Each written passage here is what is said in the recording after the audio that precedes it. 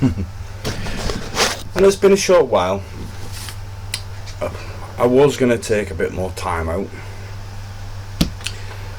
but I get the general and distinct feeling that that's not what was wanted. I just wanted to make sure that it wasn't my own feelings. It's got video blog bug, you know.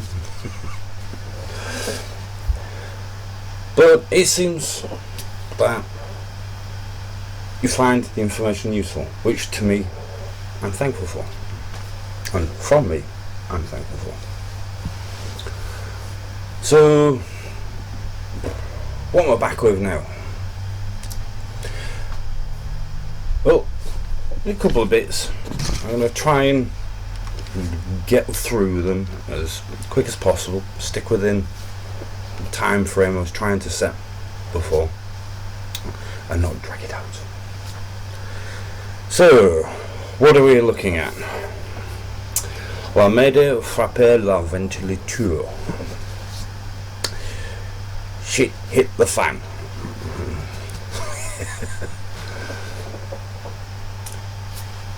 Well, it is in a manner of speaking, isn't it? Because if it's not one thing, it's another. There it is. But the expression is more, I guess, about politics, really, and what to expect and what direction to head in. I've also been seeing other environmental things and factors, news about the state in which things are unravelling. Ice cap shelves or ice shelves, plastics, whether it be exported or coming back, or whether it's just in the ocean already. But a lot. A bit too much to be expressing here and now anyway. And certainly there's nothing that I can say that it hasn't already been said. So keep up the good work. When talking about politics, so to touch on it, so it's a case of the going out Prime Minister, so as I've put here, in and amongst it all, if not already said to you, thank you and well done. At the very least, for trying to deliver and resolve the issue of Brexit.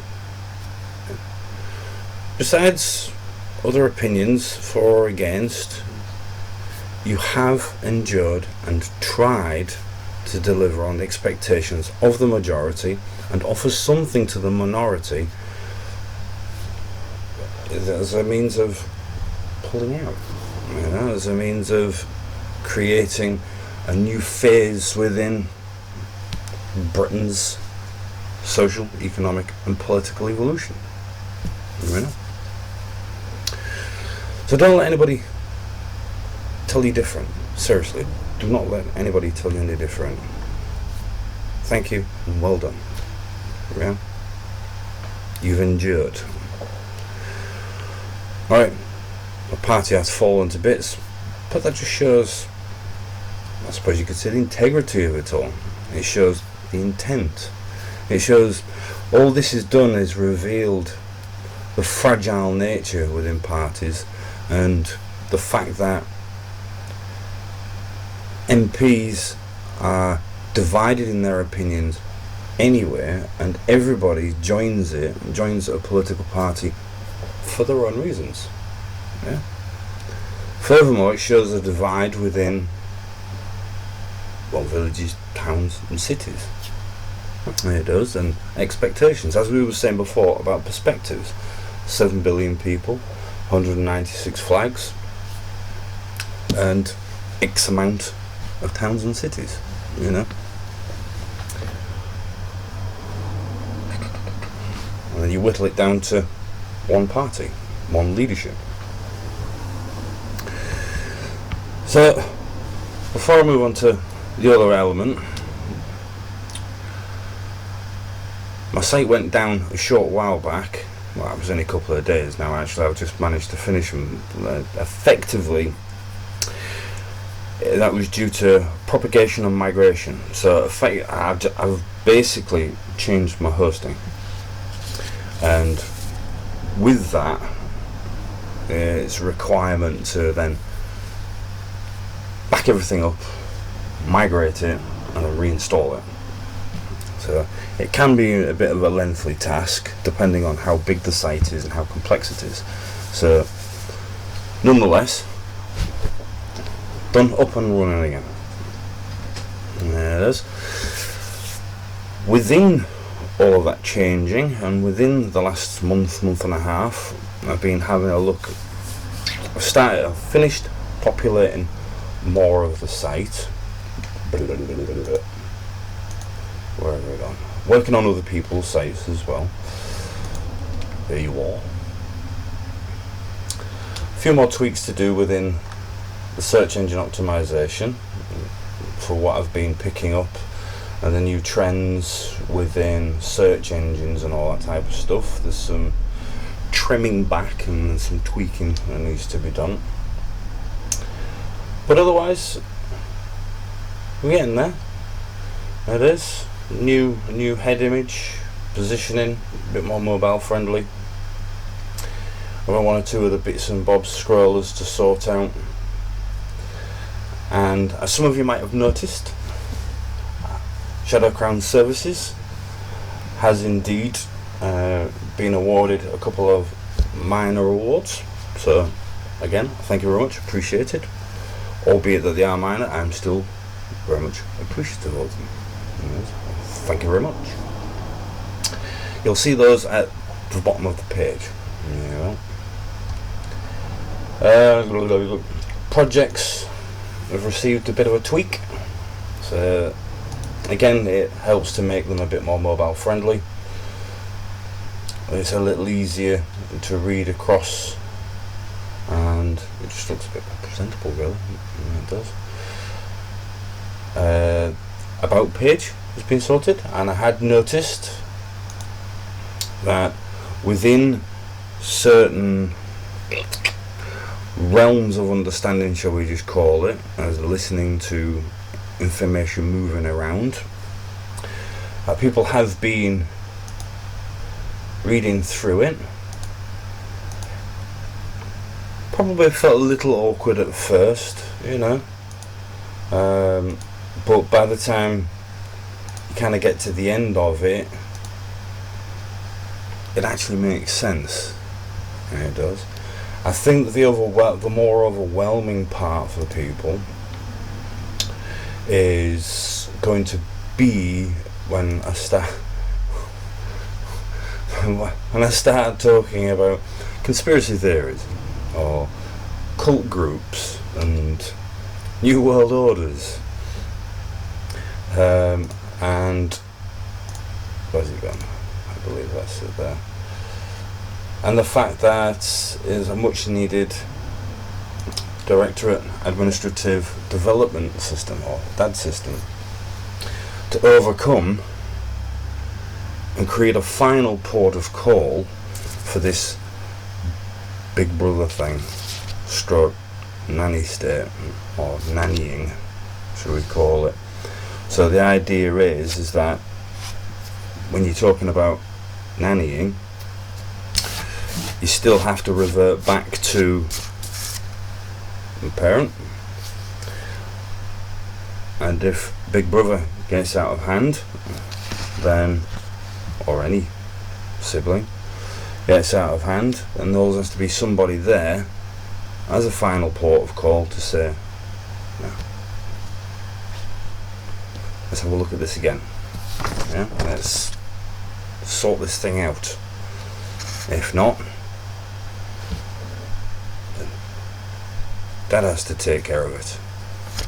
Yeah, that type of thing. And he's highly ethical.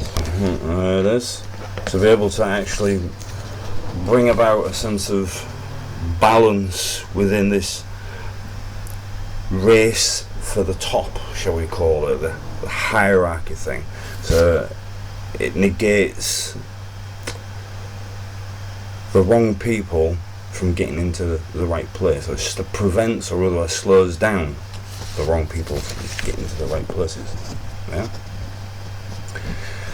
So that's that. The whole business element is there.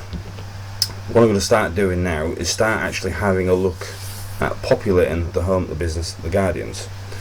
So I've worked on a few ideas, and still working on a few ideas, and we're going to start now the whole front end, shall we call it, and the sidestep depths have been dealt with. It allows me to now just concentrate on body content. Yeah. Right.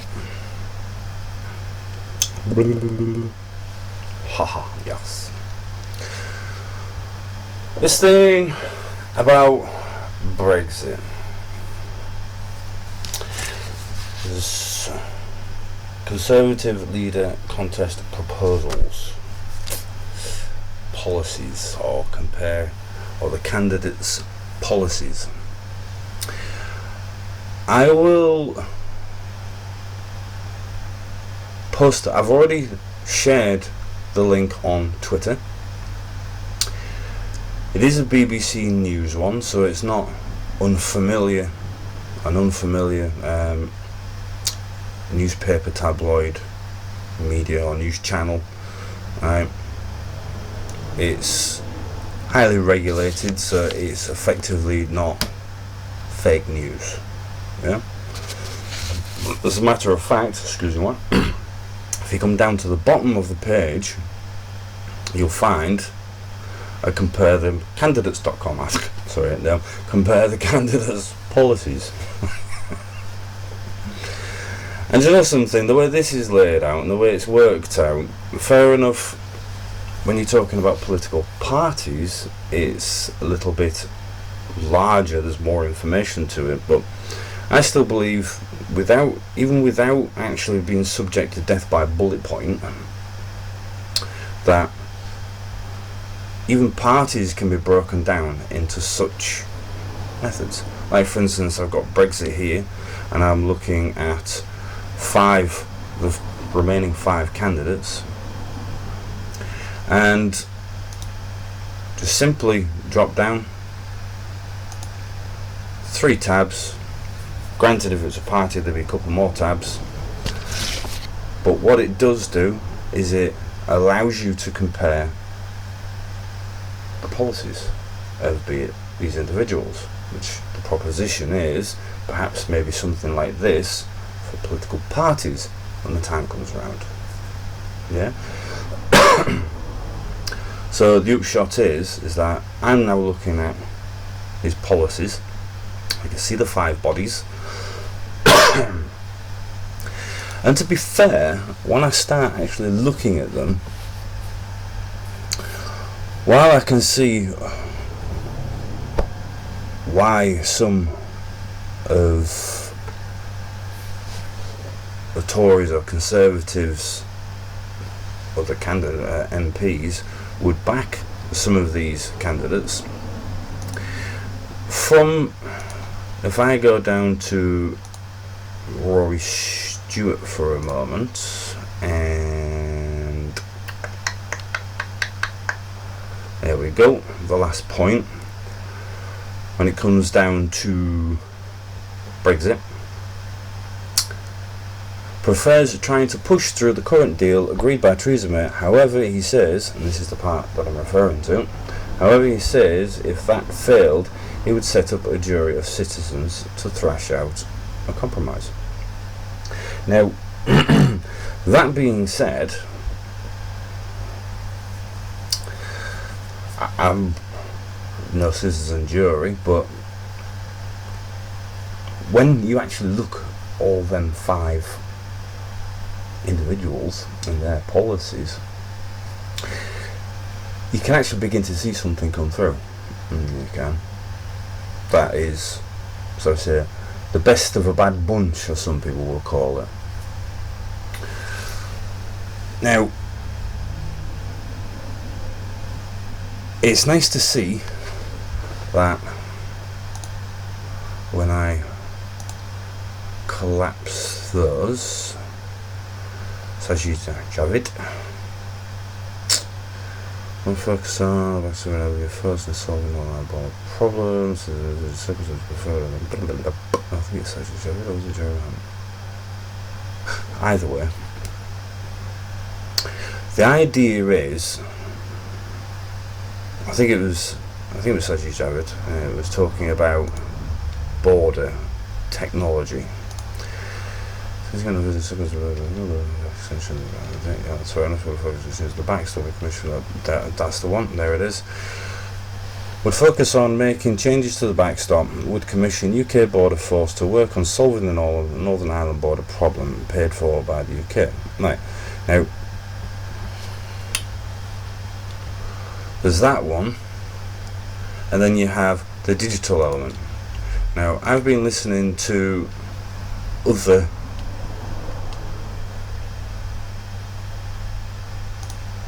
MPs or peers, and the suggestion of the digital tracking for movement of vehicles is quite alarming to some. Now, there's a term that effectively was used a while back, which actually boils back to emphasizing that the individual doesn't like technology. Yeah? So conservative is part of it, so they don't like change. Yeah? The upshot of it all is that a lot of people, it's like I was saying before, in the YouTube video, or comment on somebody's YouTube video, is that some people can't envisage change or can't see a future beyond what currently exists because they become so fixated actually in one position. They've become so fixated on the view in which things are working that anything beyond that is actually, alien. Yeah, it is. And that's where a lot of the problems come in, is that when you turn around and say, well, outside of this particular European Union, people are going to feel lost. Of course they are, because it's new. It's like, how can I best put it? It's like spending, say, I don't know, a year with a driving instructor, right? Perhaps 1 week. Our personal is 1 week. But it's a person spends a long time, 1 year, with the driving instructor, and they're driving all over the place under tuition, so on and so forth. And they get used to that, having somebody in the car each time they go out and drive.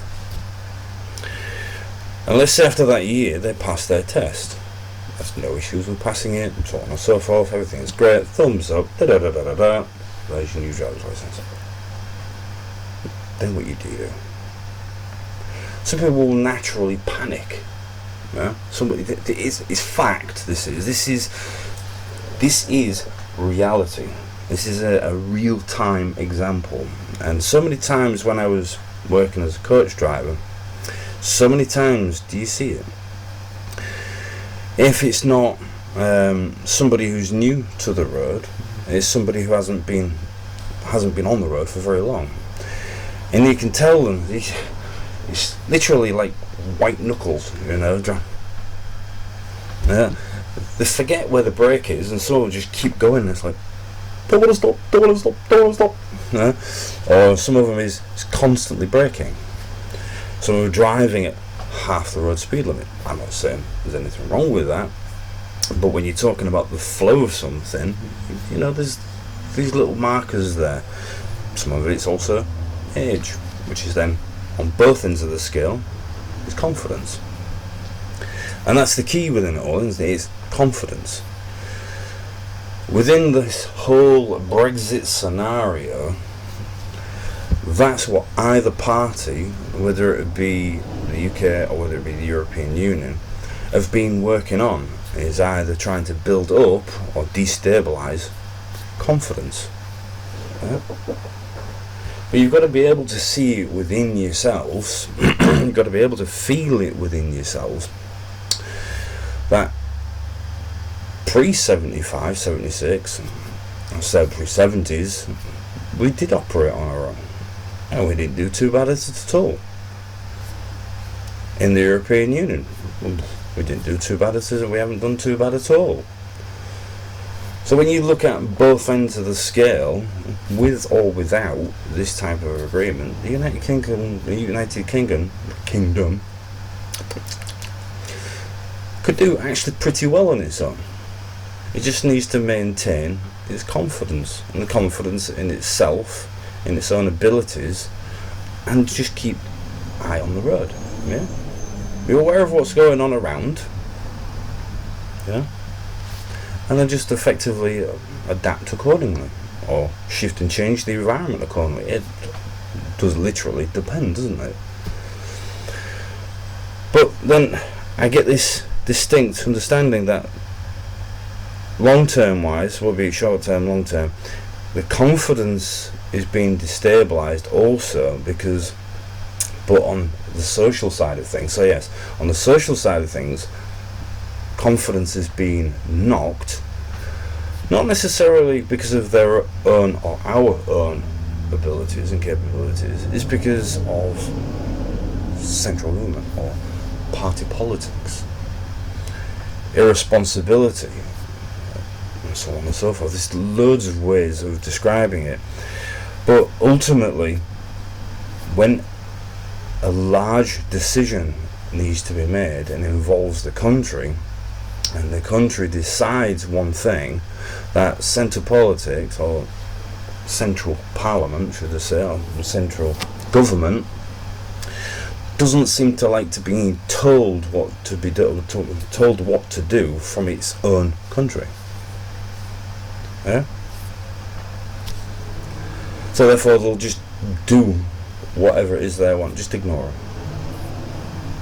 Because now as fickle as folk, they don't know what they're talking about. Really. I think for the past 10 years, since we've been working together on all of this, I think I've shown you more than enough that the country, even from one person's point of view, be it this one, to a point of view of 60 plus million people, that we can be responsible. As a matter of fact, more reasonable, rational and responsible than 800 people sat in a box that's debating over, well, I suppose you just call it masturbating.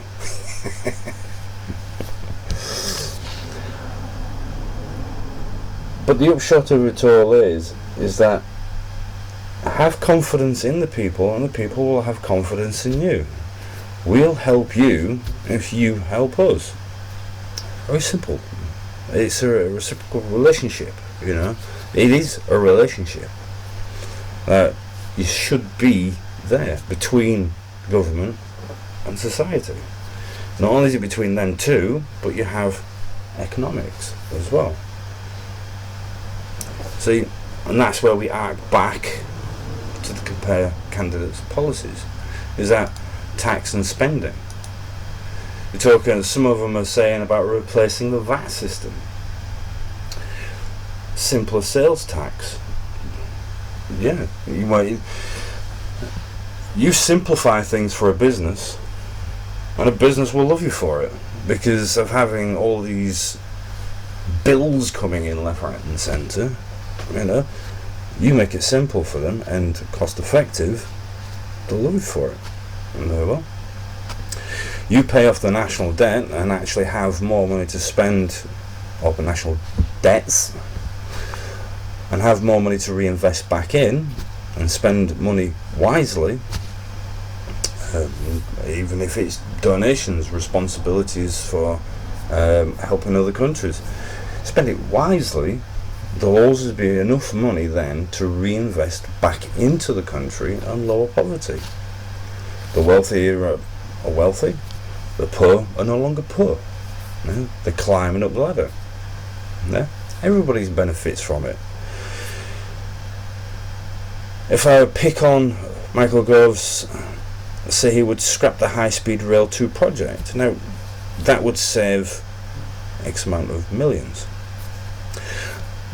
But then if you reinvest that, or half or a quarter of that, into upgrading ailing networks, then you won't need to invest in high-speed networks and destroy land and so on and so forth.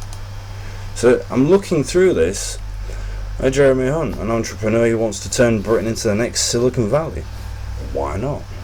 You know, we was known for our qualities once upon a time. Yeah? Hub of innovation. We've been that for, well, we've been developing in that direction for the last few years now. Yeah. Pledges to slash business taxes to the lowest in Europe to attract firms to Britain after Brexit and reduce corporation tax. So when you start looking at that, and along with a simpler tax system, already you're beginning to... Seriously, I shit you not, excuse the expression. You start piecing these together, for as convoluted as all this may well be, if you look at this for yourself and start taking the pieces out and shuffling them, you begin to actually see a picture. You know, has promised to break from the austerity of the past 9 years by slowing the pace of debt reduction. Yeah, as long as you still concentrate on actually reducing debt, even if it's slowing debt repayment off of one element and introduce a slight injection into another. So what you're actually doing is knocking one off at a time, yeah, but still paying the other ones. Yeah. A couple have already talked about investing into the education system. It is required, especially if you're going to want to actually be a hub for innovation. Yeah? Especially if you want to attract new businesses and upgrade resources or networks. Yeah? Because technology is moving ahead. So the education system is going to need some form of reworking, like we did back in 2014, I think it was, about the gradings of 1 to 9, and then you've got this within the schools, and as you leave the schools and going into higher education, you've got that recycling of numbers again from 1 to 9 again, so it's cyclic motions. You know that. Talks of the NHS. Everybody knows the NHS, well, everybody knows now, the NHS needs reinvestment into it. But again, the same as is with previous notes. Like for instance with the US, right to bear arms. Now over the years that has translated into people's psyche, as in that's how people defend themselves from each other. Even your own citizens defend themselves from each other. Yeah. So tackling crime including an increase in the number of police officers, especially given the fact that police officers were reduced 9 to 10 years ago.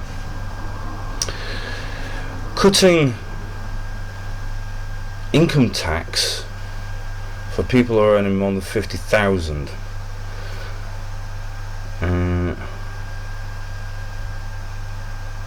I probably wouldn't have done no, because at the end of the day, what happens is there's a trade-off there. If you're going to cut tax on incomes, then you're going to have to draw that back in from somewhere else. You see, I've been listening to Mr. Hammond as well about his concerns, and rightly so. When you start taking from one hand, you've got to find a way of putting it back in through the other, and if you don't, if it's constant reductions in everything, then the country is not going to be able to support itself. It's that typical scenario where I actually pointed out that tripart model at the beginning of the year. yeah, where it's consumer, supply and demand, and then the government taxation, and keeps the whole system running. When you draw too much away from the government, then effectively what happens is it begins to slow down because it's unable to actually spend out on national resources and whatnot. So in some instances, it's with just one person alone, it's actually all spend. There it is. Plans to pay for the cut partly from the pot set aside by the Treasury for a possible no deal Brexit, partly by increasing employee national insurance payments. You see, now that one there, look. So you reduce the wealthy's tax bracket and then take it from everybody else. So you've taken from one hand, or you've given from one in one hand, you're taking it from somebody else. Problem you've got is that incomes are already overstretched, and we're already, even as an employee, we're already paying out increases within both tax and national insurance, and then there's council tax on top, and then you want to do it again from the workers. So the upshot of it all is there are certain ideas within that you can just scrap, right? The rest of them so far, when you roll them all together, are actually making or creating an ideal picture that actually puts the United Kingdom as an independent country back on the map and starts to rebuild and strengthens itself. And that's without having to actually dip into the household's pockets further. Yeah, as a matter of fact, along with beyond the Conservatives, you're looking at other parties, like I said before, about nationalising certain utilities and whatnot, certain infrastructures. What you end up doing then, not only do you end up creating a physical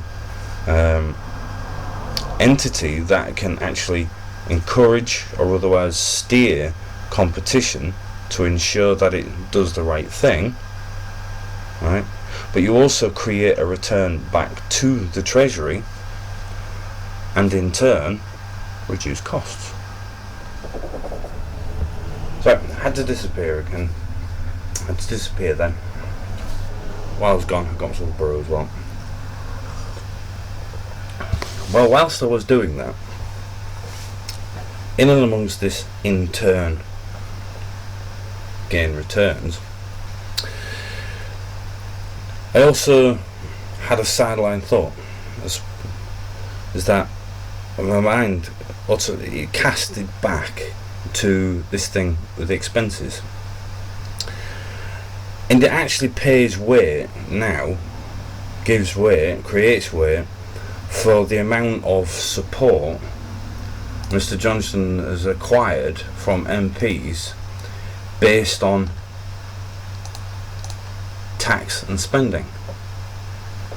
That by cutting the tax threshold for those who are on 50,000 and more and moving it to 80,000 puts the MPs within the bracket, doesn't it? So inadvertently you're still at it. There you are. As I was saying before, you're in this just simply for yourselves. Looking at even a quarter of some of these propositions, it's beggars belief that some of you can't even actually just come to the front and say, I know one of you has, come to the front and say, in actual fact, we are public servants. We are here to serve you, irrespective of our own background, right? And we'll make a much more rounded package. And it doesn't matter whether it's Conservative, it doesn't matter whether it's Labour, or whether it's Greens or Liberals or anybody. It doesn't even matter whether it's UK, EU, US, it doesn't matter where it is in the world. It is not that difficult to come up with a handful of ideas and think to yourself that I can put a handful of policies together, and literally I have a handful of policies, 5 people, and I've literally drawn out elements of all of that, which would in turn not only benefit one, but will benefit the many. It's not difficult, is it? Not only that, it's again beggars belief to think that some people actually think they're clever enough to actually blindside people. In some ways, it may immediately work because of the heat of the moment. The tactics, delay tactics, to shift the view, then quickly push forward particular policies. It looks attractive, but you'll gain people's support because you're doing the one thing, and again, this is to Mr. Johnson, you're doing the one thing that feeds their appetite, and that is giving them more money at other people's expenses. And it's the expenses again, isn't it? Because in fact we're going to just keep arcing back around.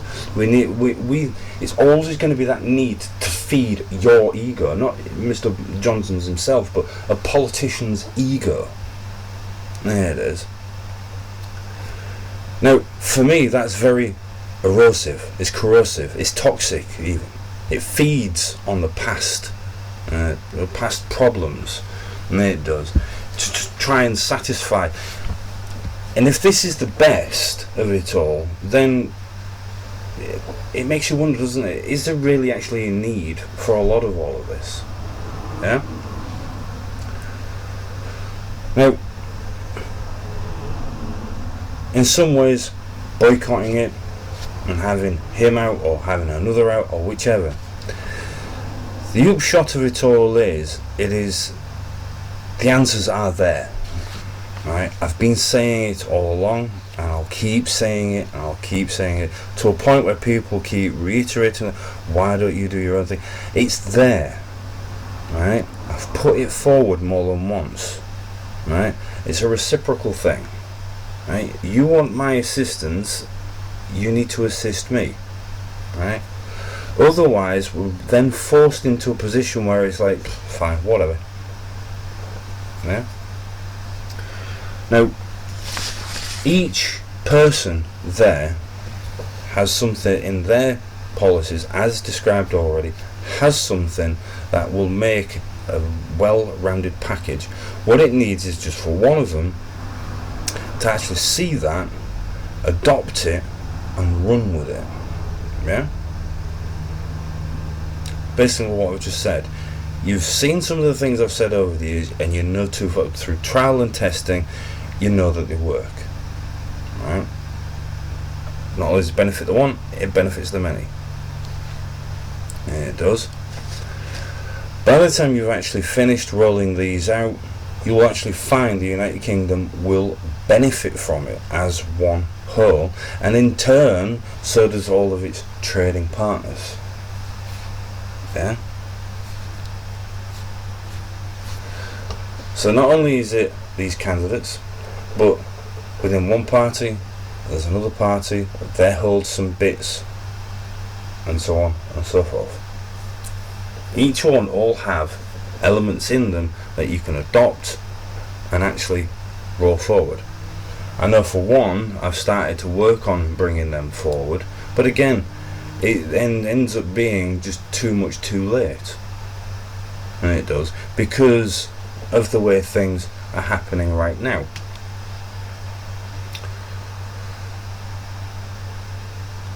Right, sorry, I'm looking at this screen where I'm looking through, and breaking news came through. 4 left in race to be next PM, as Rory Stewart knocked out of the Tory leadership contest, winning just 27 votes. Yeah?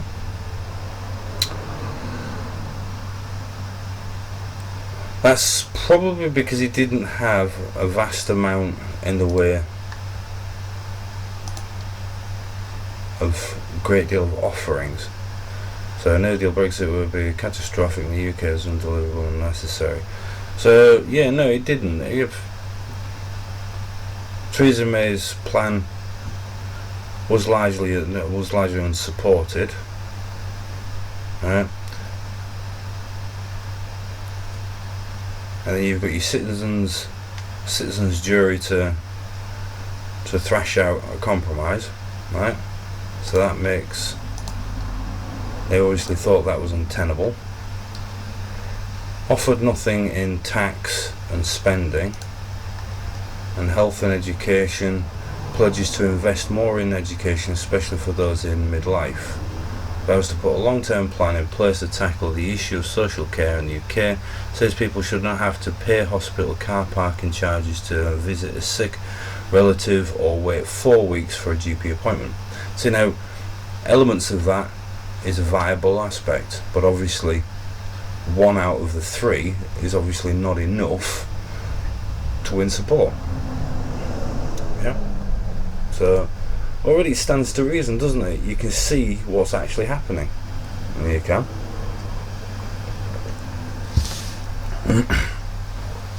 Okay. It's all powerful course. Right, now, that being said, that's enough of that. I will actually be continuing to work on site content, and all the effort is all coming under the background project header of Project Dispel. Dispel. Yeah. Right, now, beyond that, I think I've got 2 of the bits wrote here, but to keep this short and to the point, because this all what needs to be, obviously needs to find itself a new leader, as in the current government needs to find itself a new leader, because we've got this Brexit still running. I'm going to continue to keep watching, and then what will happen is the 2 things that I've got here wrote down, I'm going to keep a hold of them for a little bit later in, because I'm going to watch how this progresses. But it all anchors if Brexit has not been realised and secured by or for the 31st of October. Personally, it should be by the 31st of October. For the 31st of October. In other words, ready to pull out then. Now, as you can see, as I've said, you can see the direction this is heading in. So we're going to be keeping an eye on it. And then these 2 last elements that I wrote down here, I'm going to save those for another month or so, while I watch how this pans out. Yeah. Alrighty? Right. There you go. You've had your fill. 40 minutes in total, or 45 minutes in total. And I am still in the background. No, don't worry. I am watching. I'm listening. Yeah. Congrats to all those when it comes down to Litlands and marriages and all the rest that goes with it. All good. And also when it came down to D-Day celebrations and all that, everything seemed to pan out very well. So yeah, that's it. Right, we'll leave you to it. You enjoy the rest of your day, and I will speak to you again soon.